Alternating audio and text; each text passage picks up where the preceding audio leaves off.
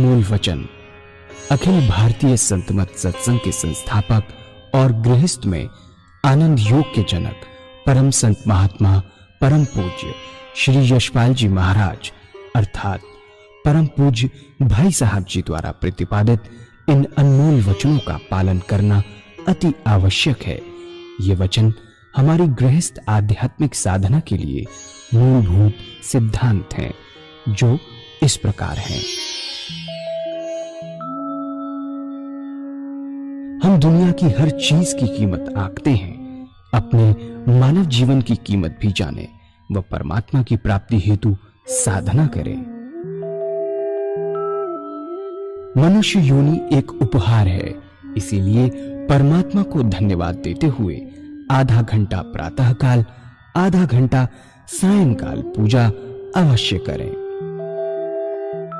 सत्संग, सतनाम व सद्गुरु को प्राथमिकता देते हुए इसी के आधार पर ध्यान योगाभ्यास अवश्य करें व गृहस्थ के कार्यों को परमात्मा का कार्य समझकर उसी की याद में संपन्न करें।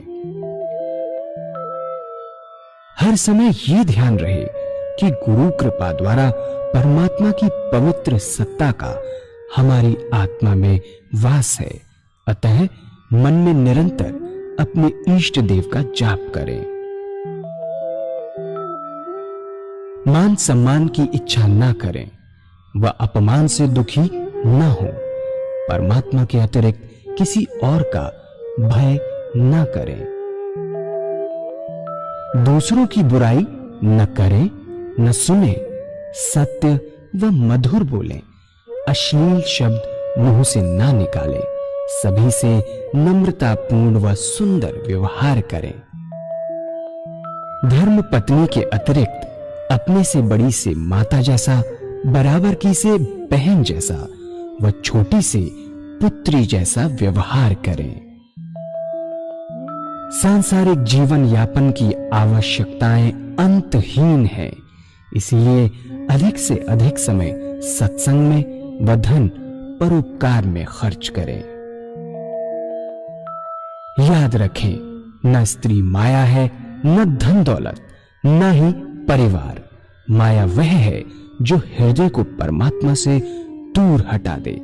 अतः निरंतर सत्संग और सद्गुरु की शरण में रहने का प्रयास करें। भोजन अपने इष्ट को अर्पण कर प्रसाद रूप में परमात्मा की याद में करें। रात्रि में सोने से पहले अच्छे बुरे कार्यों का आत्मनिरीक्षण कर उसका समुचित पश्चाताप करते हुए ध्यान करें व प्रभु की गहरी याद में ही विश्राम करें। परमात्मा तू ही है, तेरी इच्छा पूर्ण हो।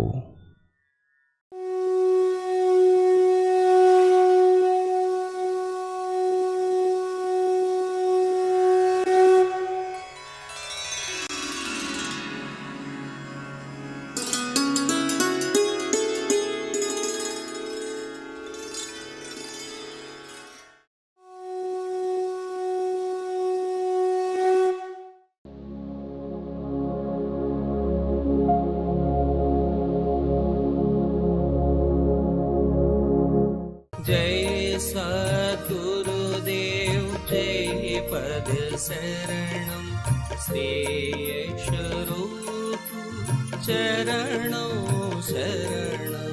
जय सद्गुरुदेव जय पद शरणं श्रेयस्वरूप चरणों शरणं। തൻ്റെ വൈവാഹാരിക ജീവിതം ഈശ്വരമയമാവാത്തോളം കാലം മുക്തി വളരെ ദൂരെയാണ്. പൂജ ചെയ്യുന്നതുകൊണ്ട് മുഴുവനാകുകയില്ല, അഭ്യാസം ചെയ്യുന്നതുകൊണ്ടാവില്ല, എത്ര അഭ്യാസം ചെയ്യുന്നതുകൊണ്ടും ആവില്ല. അഭ്യാസം 10 മണിക്കൂർ 20 മണിക്കൂർ നിരന്തരം ചെയ്താലും ജീവിതത്തിൽ പരിവർത്തനം ആവാത്തതോളം കാലം, എല്ലാം ഈശ്വരമയമായി മാറാത്തോളം ഇവർക്ക് ജീവൻ മുക്താവസ്ഥ ലഭിക്കുകയില്ല. എത്രയോ സന്തുജനങ്ങൾ സാധാരണ കർമ്മങ്ങൾ നിർവഹിച്ച് ആധ്യാത്മികമായി വളരെ ഉന്നതി നേടിയിട്ടുണ്ട്.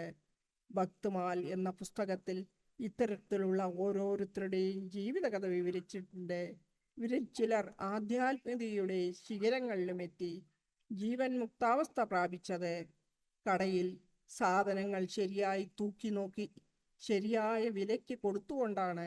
കടയിൽ കുട്ടികൾ വന്നാലും വലിയവർ വന്നാലും വിലയ്ക്കും തൂക്കത്തിനും വില കൊടുത്തുകൊണ്ട് കടയിൽ വലിയവർ വന്നാലും വലിയ വിലക്കും തൂക്കത്തിനും യാതൊരു മാറ്റവുമില്ല. ഭക്തമാലിൽ ഇത്തരം സാധാരണ കർമ്മങ്ങൾ നിർവഹിച്ച് ആധ്യാത്മികമായി വളരെ ഉന്നതി നേടിയ സന്തുക്കളുടെ കഥ അനേകമുണ്ട്. സേന എന്ന ആൾ ഒരു ക്ഷുരകനായിരുന്നു. എല്ലാവരുടെയും തലമുടി വെട്ടി വൃത്തിയാക്കുന്ന അയാൾക്ക് തോന്നി, എന്തുകൊണ്ട് തൻ്റെ തലയും വൃത്തിയാക്കിക്കൂടാ? അയാൾ തൻ്റെ തല മുടി മുറിച്ച് വൃത്തിയാക്കുക മാത്രമല്ല ചെയ്തത്, തൻ്റെ മനസ്സിലെ എല്ലാ ദുർഗണങ്ങളെയും തുടച്ചു മാറ്റി ഉയർന്ന സന്യാസി വര്യനായി. അതുപോലെ സദൻ എന്ന ഇറച്ചി വിൽപ്പനക്കാരനും ഇറച്ചി വിറ്റ് യോഗീശ്വരനായി. ഗോര എന്ന കുംഭാരൻ മൺപാത്രങ്ങൾ നിർമ്മിച്ച് വലിയ സന്തായി എന്ന് മാത്രമല്ല, മറ്റ് യോഗികളെ നിരീക്ഷിച്ച് പരീക്ഷിക്കുവാനുള്ള കെൽപ്പും നേടി പ്രകീർത്തിച്ചിരിക്കുന്നു. ഭഗവാൻ ശ്രീകൃഷ്ണൻ പാണ്ഡവർ നടത്തിയ അശ്വമേധ യജ്ഞത്തിലെ എച്ചിൽ ഇല എടുക്കുക മാത്രമല്ല, മഹാഭാരത യുദ്ധത്തിൽ സാരഥിയായി തേർതെളിക്കുകയും ചെയ്തു. എല്ലാവരും ഉറങ്ങുമ്പോഴും തൻ്റെ കുതിരകളെ കുളിപ്പിച്ച് തീറ്റയും കൊടുത്തിരുന്നു. ഒരു യഥാർത്ഥ കർമ്മയോഗിയായതിനാൽ നമ്മുടെ എല്ലാ കർമ്മവും ഭഗവാന് വേണ്ടി സമർപ്പിക്കപ്പെട്ടതല്ലെങ്കിൽ നമുക്ക് 24 മണിക്കൂറായതിനാൽ 24 മണിക്കൂർ ഭഗവത് സ്മരണ സാധ്യമല്ല. ഇതാണ് ശരിയായ അഭ്യാസം. ഇതുതന്നെ ബ്രഹ്മമയമായ ജീവിതം. ഒരു നിമിഷം പോലും ദൈവസ്മരണയില്ലാതെ പോകരുത്. അപ്പോൾ പിന്നെ എന്തിന് 16 മണിക്കൂർ? എല്ലാ സമയവും ഈശ്വരസ്മരണ തന്നെ നിലനിൽക്കട്ടെ. സ്ത്രീകൾ. 5-ാമത്തെ വിഭാഗം സ്ത്രീകളാണ്. വീടിൻ്റെ ചുമതല നോക്കുന്നവർ. അവർക്ക് പ്രധാനമായും 2 ജോലികളാണുള്ളത്. ഒന്ന് ഭക്ഷണം ഉണ്ടാക്കുക, വിളമ്പിക്കൊടുക്കുക. രണ്ടാമത്തേത് കുട്ടികളെ വളർത്തുക. ഈ 2 ജോലികളാണ് നമ്മുടെ വീട്ടുകളിൽ സാധാരണയായി സ്ത്രീകൾക്കായുള്ളത്. പണ്ടുള്ള സ്ത്രീകൾ ഭക്ഷണം പാകം ചെയ്യുക ഈശ്വരസ്മരണയിലായിരുന്നു. കറിയിൽ വെള്ളം ഒഴിക്കുമ്പോഴും ഉപ്പിടുമ്പോഴും ഓരോരോ മന്ത്രം ജപിച്ചാണ് ചെയ്തിരുന്നത്. ഉപ്പിടുമ്പോൾ അവർ ചൊല്ലാറുണ്ട്, സീതാറാം കി രസോയി, സീതാറാം യജ്ഞഹോയ്. അതായത് നാം ഈ ഭോജനം ഉണ്ടാക്കുന്ന യജ്ഞത്തിന് വേണ്ടിയാണ്, ഇത് ഈശ്വരന് നിവേദിക്കുകയാണ് എന്ന്. പിന്നെ എല്ലാവരും അത് ഭഗവത് പ്രസാദമായി ഭക്ഷിക്കുന്നു. ഇത്രയും സുന്ദരമായ രീതിയിലാണ് നാം ഭോജനം ചെയ്തിരുന്നത്. ഭഗവാന് നിവേദിക്കാൻ വേണ്ടിയാണ് ഭക്ഷണം ഉണ്ടാക്കുന്നത്. അങ്ങനെ പരമാത്മാവിൻ്റെ അഗാധ ധ്യാനത്തിൽ ഉണ്ടാക്കിയ ഭോജനത്തിന് മനസ്സിൽ നല്ല സ്വാധീനം ചെലുത്തുവാൻ കഴിയും.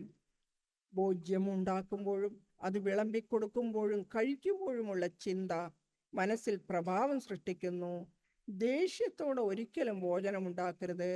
ദേഷ്യം വരുന്നുവെങ്കിൽ ഭക്ഷണം പാകം ചെയ്യുന്നത് നിർത്തിവെക്കണം. ഒരു തെറ്റുമില്ല ദേഷ്യത്തോടെ ഭക്ഷണം ചെയ്താൽ. അത് ആർ പാകം ചെയ്ത് ആര് കഴിക്കുന്നുവോ അവരിൽ ക്രോധവും കലഹവും ഉളവാകും. പ്രേമത്തോടും ശാന്തിയോടും കൂടെ ഭോജനം ഉണ്ടാക്കുക. ഭക്ഷണം പാകം ചെയ്യുമ്പോൾ ഈശ്വരസ്മരണ നിലനിർത്തുക. പരമാത്മാവിൻ്റെ സ്മരണയിൽ ഭക്ഷണം പാകം ചെയ്ത് ഭഗവാന് നിവേദിക്കുക. അതിനുശേഷം ഈശ്വരസ്മരണയിൽ വിളമ്പിക്കൊടുക്കുക. അപ്രകാരമുള്ള ഭക്ഷണം ആർ കഴിക്കുന്നുവോ അവരിൽ ഈശ്വരനാമം തന്നെത്താനേ ഉണ്ടാകും. ഭക്ഷണം പാകം ചെയ്യുമ്പോഴുള്ള സമയം മുഴുവൻ ഈശ്വരസ്മരണ നിലനിർത്താം. അഭ്യാസം ആവശ്യമാണെന്ന് മാത്രം. ഓരോന്നോരോന്നായി അഭ്യസിക്കണം. സ്ത്രീകളുടെ 2-ാമത്തെ ജോലി കുട്ടികളെ പരിപാലിക്കലാണ്. കുട്ടികളെ ഒരിക്കലും മടിക്കുവാൻ പാടുള്ളതല്ല. അവരെ ശിക്ഷിക്കുന്നത് തെറ്റായ രീതിയാണ്. കുട്ടികളെ വളർത്തുക എന്നത് വളരെ ചുമതലപ്പെട്ട പണിയാകുന്നു.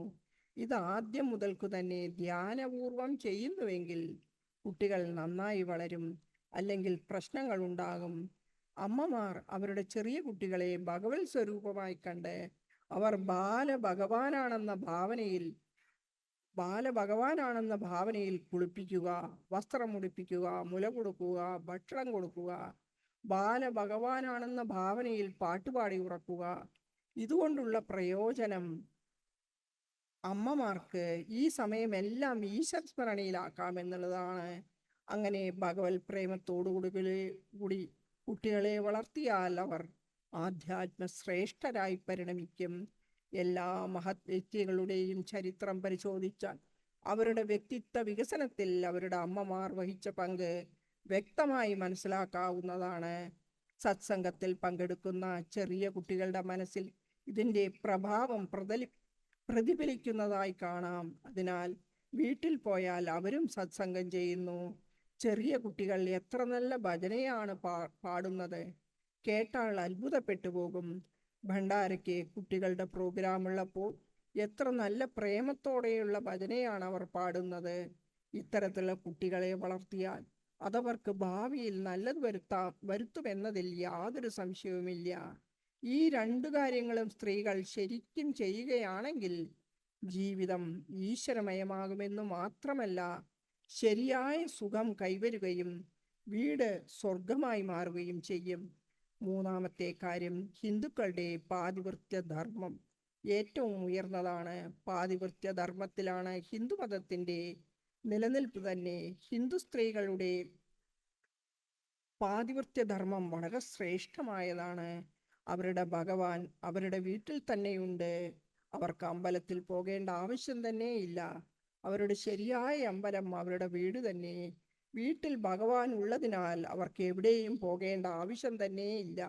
ഇത്തരത്തിലുള്ള സുന്ദരമായ വിചാരമാണ് സ്ത്രീകളിൽ ഉണ്ടാകുന്നതെങ്കിൽ ആ വീട് ഒരു സ്വർഗമായിരിക്കും. ശരിയായ സുഖവും ആനന്ദവും അത്തരം കുടുംബങ്ങളിലാണ് ഉണ്ടാവുക. ശരിയായ സുഖവും ധനസമ്പത്തും വെവ്വേറെയാണ്. ധാരാളം സമ്പത്തുള്ള ഗൃഹത്തിൽ സുഖമുണ്ടാകണമെന്നില്ല. ഭഗവാൻ നമ്മുടെ ആവശ്യത്തിന് വേണ്ട സമ്പത്ത് തരുന്നുവെങ്കിൽ അതുകൊണ്ട് സുഖമായി കഴിയണം. അതിൽ കൂടുതൽ എന്താഗ്രഹിക്കണം? വീട്ടിലെ മകൻ തൻ്റെ ജോലി ശരിക്കും ചെയ്യുന്നു. പിതാവ് അദ്ദേഹത്തിൻ്റെ കർത്തവ്യം നിർവഹിക്കുന്നു. ധർമ്മപത്നി തൻ്റെ കർത്തവ്യവും ചെയ്യുന്നു. അങ്ങനെ എല്ലാവരും അവരുടെ കർത്തവ്യങ്ങൾ ശരിക്കും ചെയ്യുന്ന ഗൃഹമാണ് ശരിയായ സ്വർഗം. അതാണ് ഭഗവാന്റെ വാസസ്ഥലം. മറിച്ച് കോടിക്കണക്കിന് ധനമുണ്ട്, പക്ഷേ അച്ഛൻ തെക്കോട്ട് പോകുമ്പോൾ പത്നി വടക്കോട്ട്, മകൻ പടിഞ്ഞാറെങ്കിൽ മകൾ കിഴക്കോട്ട്. ഇങ്ങനെയായാൽ വീട്ടിലെ സ്ഥിതി ഒന്ന് ഓർത്തു നോക്കുക. എല്ലാ വൈഭവങ്ങളും ഉണ്ടെങ്കിൽ കൂടി വീട്ടിൽ കലഹം മാത്രമായിരിക്കും ബാക്കി. മാത്രമല്ല, ജീവിതം നരകതുല്യവുമായിരിക്കും. സമ്പത്തും സന്തോഷവും രണ്ടും രണ്ടാണ്. ഈശ്വരസ്മരണയില്ലാത്ത ജീവിതത്തിൽ ശരിയായ സുഖവും സമാധാനവും ലഭ്യമല്ല.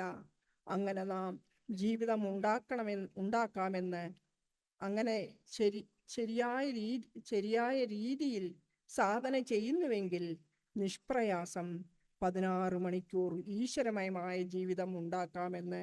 പക്ഷേ അഭ്യാസത്തിൽ വളരെ നിഷ്കർഷ വേണം. ഭഗവാൻ ശ്രീകൃഷ്ണൻ ഭഗവത്ഗീതയിൽ 4 കാര്യങ്ങൾക്ക് വളരെ പ്രാധാന്യം കൊടുത്തിട്ടുണ്ട്. 1 ആഹാരശുദ്ധി, 2 വിഹാരശുദ്ധി, 3 അഭ്യാസം, 4 വൈരാഗ്യം. ഗൃഹസ്ഥാശ്രമം ആചരിച്ചുകൊണ്ട് തന്നെ ജീവൻ മുക്താവസ്ഥയെ പ്രാപിച്ച നമ്മുടെ സദ്ഗുരുക്കൾ എങ്ങനെ അത് സ്വായത്തമാക്കാമെന്ന് നമുക്ക് പറഞ്ഞു തന്നിട്ടുണ്ട്. ഈ സേവകൻ അത് നിങ്ങളുടെ മുന്നിൽ വെക്കുന്നു. നമ്മുടെ ജീവിതത്തിലെ എല്ലാ ജോലിയും ശാസ്ത്രാനുസരണം ചെയ്ത് 16 മണിക്കൂർ എങ്ങനെ ഈശ്വരസ്മരണയിലാക്കാമെന്ന് നാം മനസ്സിലാക്കി. 16 മണിക്കൂർ നേരം ഈശ്വര സ്മരണയിലായാൽ നമുക്ക് ആധ്യാത്മിക പാതയിൽ ഒരു വലിയ മുന്നേറ്റമായി. ഇപ്പോൾ നമുക്ക് ഉലട്ധാർ, അതായത് ബഹിർമുഖിയിൽ നിന്നും അന്തർമുഖിയാവുന്ന മാനസിക പ്രതിഭാസം കൈവരുന്നു. ഉലട്ധാർ ആവാത്തോളം കാലം പരമാത്മാവിനെ പ്രാപിക്കുകയില്ല എന്ന നമ്മുടെ ശാസ്ത്രത്തിൽ തന്നെയുണ്ട്. 16 മണിക്കൂർ നീണ്ടു നിൽക്കുന്ന ഈശ്വരസ്മരണ തന്നെയാണ് ഉലട്ധാർ. അതായത് അരമണിക്കൂർ രാവിലെ പൂജ, അരമണിക്കൂർ വൈകുന്നേരം പൂജ ചെയ്യുമ്പോൾ മനസ്സിൻ്റെ പ്രവാഹം എങ്ങനെയായിരിക്കും എന്ന് നമുക്ക് നോക്കാം. 24 മണിക്കൂറിൽ 1 മണിക്കൂർ മനസ്സിൻ്റെ പ്രവാഹം ഈശ്വരനിലേക്കും 23 മണിക്കൂർ ലൗകികതയിലേക്കും. പിന്നെ നാം ഭക്ഷണം ഈശ്വരസ്മരണയിൽ കഴിക്കുവാൻ തുടങ്ങി. അരമണിക്കൂർ ഉച്ചഭക്ഷണവും അരമണിക്കൂർ രാത്രി ഭക്ഷണവും ഈശ്വരസ്മരണയിൽ നിർവഹിക്കുന്നുവെങ്കിൽ അയാളുടെ ഈശ്വരസ്മരണ 1 മണിക്കൂർ കൂടി. ഇപ്പോൾ 24 മണിക്കൂറിൽ 2 മണിക്കൂർ മനസ്സിൻ്റെ പ്രവാഹം ഈശ്വരനിലോട്ടും ബാക്കി 22 മണിക്കൂർ ലൗകികതയിലും. ശേഷം നാം 6 മണിക്കൂർ ഉറങ്ങുന്ന സമയം പൂജയാക്കി മാറ്റി. ഇപ്പോഴത്തെ സ്ഥിതി എന്താണെന്ന് നോക്കാം. 8 മണിക്കൂർ മനസ്സിൻ്റെ പ്രവാഹം ഈശ്വരസ്മരണയിലും 16 മണിക്കൂർ ലൗകികതയിലും. അപ്പോൾ ദിവസത്തിലെ 1/3 ഭാഗം സമയം മനസ്സിൻ്റെ പ്രവാഹം ഈശ്വരനിലേക്ക്, 2/3 ഭാഗം ലൗകികതയിലേക്കും. ശേഷം അഭ്യാസത്തിൻ്റെ രണ്ടാമത്തെ പടി പൂർത്തിയാകുമ്പോൾ അയാളുടെ മനസ്സിൻ്റെ പ്രവാഹം 16 മണിക്കൂർ ഈശ്വരനിലേക്കും 8 മണിക്കൂർ ലൗകികതയിലേക്കും. അതായത് മനസ്സിൻ്റെ ദിശ ഇപ്പോഴത്തെ ദിവസത്തെ 2/3 ഭാഗം സമയം ഈശ്വരനിലേക്കും 1/3 ഭാഗം ഭൗതികതയിലേക്കുമായിരിക്കുന്നു. അങ്ങനെ മനസ്സിൻ്റെ പ്രവാഹം പരമാത്മാവിലോട്ട് അധികമായി മാറി അതൊരു ശീലമായി മാറുന്നു. എപ്പോൾ മനസ്സിന് ഒഴിവു സമയം കിട്ടുന്നുവോ അപ്പോൾ ഈശ്വരസ്മരണ തനിയെ ഉണ്ടാകും. സമുദ്രത്തിൽ ആഴക്കടലിൽ സഞ്ചരിക്കുന്ന ഒരു കപ്പലിലെ പക്ഷി എങ്ങോട്ട് പറന്നു പോയാലും അവസാനം വേറെങ്ങും പോകുവാൻ കഴിയാത്തതിനാൽ തിരിച്ച് അതേ കപ്പലിൽ തന്നെ വന്നിരിക്കുന്നത് പോലെ മനസ്സ് ജോലി കഴിഞ്ഞാൽ തന്നെത്താനെ ഈശ്വരസ്മരണയിലാകുന്നു. ഇപ്പോൾ മനസ്സിൻ്റെ ചായ്വ് 2/3 ഭാഗം സമയം ഈശ്വരനിലേക്ക് തിരിച്ച് അന്തർമുഖിയായും 1/3 ഭാഗം മാത്രം ബഹിർമുഖിയുമായിരിക്കുന്നു. ആദ്യം മനസ്സിൽ എപ്പോഴും ഭൗതിക ചിന്തകളായിരുന്നപ്പോൾ മനസ്സിൻ്റെ പ്രവാഹം ഭൗതികതയിലേക്കായിരുന്നു. അഭ്യാസം കൊണ്ട് ഈ പ്രവാഹം മാറ്റി 2/3% ഈശ്വരനിലേക്കും 1/3 ഭാഗം ഭൗതികതയിലുമാക്കി. അങ്ങനെ എപ്പോൾ ഒരു സമയം കിട്ടുന്നുവോ അപ്പോൾ തനിയെ ഈശ്വരസ്മരണയുണ്ടാകും. ഇതൊരു സ്വഭാവമായി മാറുന്നു. ഇതിനെയാണ് ഉലഡ്ധാർ എന്ന് പറയുന്നത്. ഈ സ്ഥിതി പ്രാപിച്ചു കഴിഞ്ഞാൽ 90% വിജയമായി. ഇതാണ് ഏറ്റവും വിഷമം പിടിച്ചത്. പക്ഷേ ദൃഢനിശ്ചയത്തോടു കൂടിയുള്ള നിരന്തരമായ ധ്യാനത്താൽ അത് സഫലമാകുക തന്നെ ചെയ്യും. പരമാത്മാവ് അങ്ങു തന്നെ, അങ്ങയുടെ ഇച്ഛ പൂർണ്ണമാകട്ടെ.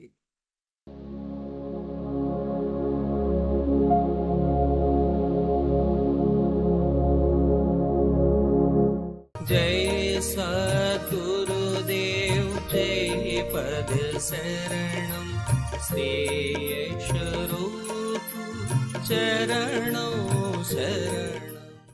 पूज्य माता और बंधुओं, सभी भाई बहन अपने अपने इष्ट का जिनको मानते हैं उनका ध्यान करेंगे। പ്രിയപ്പെട്ട ബന്ധുജനങ്ങളെ, സഹോദരിമാരെ, ഇപ്പോൾ ഒരു ഭജനയുണ്ടാവും. ആ ഭജനയ്ക്ക് ശേഷം നിങ്ങൾ തിരഞ്ഞെടുത്ത ഇഷ്ടദേവനെ മനസ്സിൽ വിചാരിച്ചുകൊണ്ട് നിങ്ങളുടെ ധ്യാനം തുടങ്ങണം. നിന്റെ രൂപമെൻ ചിത്തിൽ വിളങ്ങുവാൻ എന്റെ കന്മഷമെല്ലാം അകറ്റണേ. പ്രേമരൂപ മനോഹര സുന്ദര ശാന്തിദായക സദ്ഗുരോ കൈതൊഴാം. നിന്റെ രൂപം ശരിക്കും തെളിഞ്ഞിടാൻ എന്റെ ഹൃത്തടമെത്ര കൊതിച്ചെന്നു. എത്ര നാളുകൾ നിന്നെ സ്മരിച്ചു ഞാൻ നിന്റെ രൂപം ശരിക്കും പതിയുവാൻ. നിന്റെ പുഞ്ചിരി കണ്ടു മയങ്ങി ഞാൻ സർവേശ സൗന്ദര്യം. നിൻ മനോഹര രൂപം സ്മരിച്ചിടേ വിശ്വമോഹിനിമായ മർഞ്ഞിടും. പ്രേമരൂപ മനോഹര സുന്ദര ശാന്തിദായക സദ്ഗുരോ കൈതൊഴാം. തൊപ്പിട്ടാലുമില്ലാതിരുന്നാലും നിന്റെ രൂപം മനോഹരം സുന്ദരം. ധ്യാനഗംഭീരമാകുന്നൊരു ആമുഖം എൻ്റെ ഹൃത്തിൽ വിറഞ്ഞു തുളുമ്പട്ടെ. കണ്ണടച്ചാലും തുറന്നാലുമേ സദാ നിന്റെ രൂപമെൻ ചിത്തിൽ വിളങ്ങണേ. നിന്റെ സൗന്ദര്യം സർവഭൂതത്തിലും കാണുവാൻ നിൻ കൃപാദൃഷ്ടി നൽകണേ. കണ്ടു കണ്ടങ്ങിരിക്കണം നിൻ രൂപം, സ്വപ്നത്തിൽ പോലും കാണണം നിന്നെ ഞാൻ. നിന്റെ രൂപം നിറയട്ടൻ ശ്വാസത്തിൽ, നിന്റെ രൂപമെൻ പ്രാണനായി തീരണം. എൻ്റെ ചിന്തകൾ നിന്നുടേതാകണം, എൻ്റെ ചിത്തം നിനക്കായി തുറക്കണം. നിൻ കൃപയ്ക്കായി എൻ മനം കേഴണം, നിന്റെ രൂപമെൻ്റേതുമാകണം. പ്രേമരൂപ മനോഹര സദ്ഗുരു സുന്ദര ശാന്തിദായക സദ്ഗുരോ കൈതൊഴാം. ദേവദേവ മഹാദേവ സദ്ഗുരോ, നിന്റെ രൂപമൻ ചിത്തിൽ വിളങ്ങണം. അമ്മമാരെ, ബന്ധുക്കളെ, യോഗ ഇതിനെപ്പറ്റി ഇന്ന് പത്രങ്ങളിൽ നിറഞ്ഞു നിൽക്കുകയാണ്.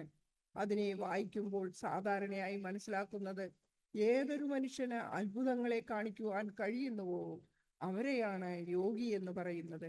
എങ്ങനെയെന്നാൽ പ്രാണായാമം ചെയ്ത് ഭൂമിയുടെ ഉള്ളിൽ 10-15 ദിവസം ഇരിക്കുക, വെള്ളത്തിന്റെ മീതെ നടക്കുക, എന്തെങ്കിലും വസ്തു ശൂന്യതയിൽ നിന്ന് ഉണ്ടാക്കുക, അത്തരത്തിലുള്ള അത്ഭുതം കാണിക്കുന്നതിനെയാണ് യോഗ എന്ന് അറിയുന്നത്. ഏതൊരാൾക്ക് ഇത് ചെയ്യുവാൻ കഴിയുന്നുവോ അയാളെ യോഗി എന്ന് പറയുന്നു. യോഗത്തിനെ കുറിച്ച് പരക്കെ ഈ വിശ്വാസമാണ് ഉള്ളത്. ഈ സാധന ചെയ്യുമ്പോൾ നമ്മളിൽ അപാര ശക്തി ഉണ്ടാകുമെന്നും അതുകൊണ്ട് അത്ഭുതങ്ങൾ കാണിക്കാമെന്നും വിചാരിക്കുന്നു. പതഞ്ജലി മഹാരാജ് യോഗത്തിന്റെ പരിഭാഷ ഇപ്രകാരമാണ് ചെയ്തിട്ടുള്ളത്: യോഗ ചിത്തവൃത്തി നിരോധ. ചിത്തവൃത്തികളുടെ നിരോധത്തെയാണ് യോഗം എന്ന് പറയുന്നത്. പതഞ്ജലി മഹാരാജ് യോഗയുടെ പ്രമാണം ആണ്. അദ്ദേഹമാണ് ഈ പരിഭാഷ തന്നിട്ടുള്ളത്.